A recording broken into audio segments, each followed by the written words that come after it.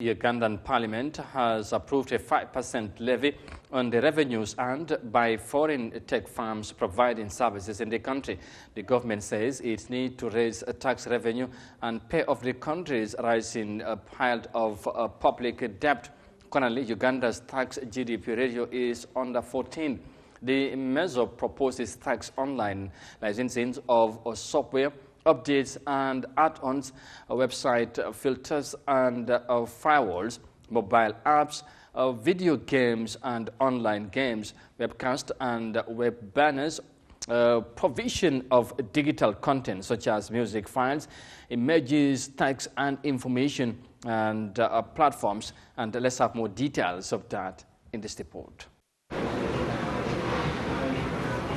The tax will apply to revenue earned in Uganda by non-resident providers of digital services like Twitter, Amazon, Netflix and Meta, which runs the social media platform Facebook and Instagram. Legislators say this will be a new source of revenue for the government. Both sides, the hosting country that is hosting the social media company, let's say Facebook, benefits from tax, while also the company where Facebook is non-resident, like Uganda, also benefits. But there are fears about the implications of the tax. Sharon Nachiboa uses Instagram and Facebook to advertise her clothes.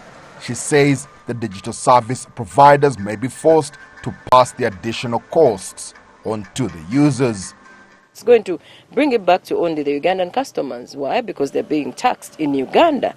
While they're being taxed in Uganda, well, we are the ones going to incur the burden. Uganda is not the first country to implement such a tax. Nigeria, Sierra Leone, Kenya, and even South Africa have imposed similar levies on digital services provided by non-resident companies. Perception that has been globally is that the big tech companies rarely contribute to the nations in which they make their money. This has been a recurring theme that has happened all over Europe and has happened over in America as well, where the big companies tend to shift their revenue to tax havens, and that is where they contribute as little as possible, while making a lot more money in different countries and not contributing a lot.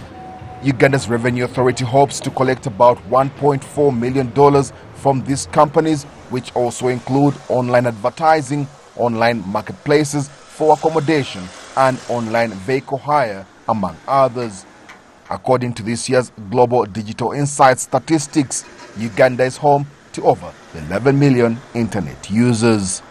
And that number is expected to grow. However, while the preference for a tax on digital platforms is intended to raise more national revenue, digital experts believe it could create a gap and lower digital service consumption. Leon Senyange, CGTN, Kampala, Uganda.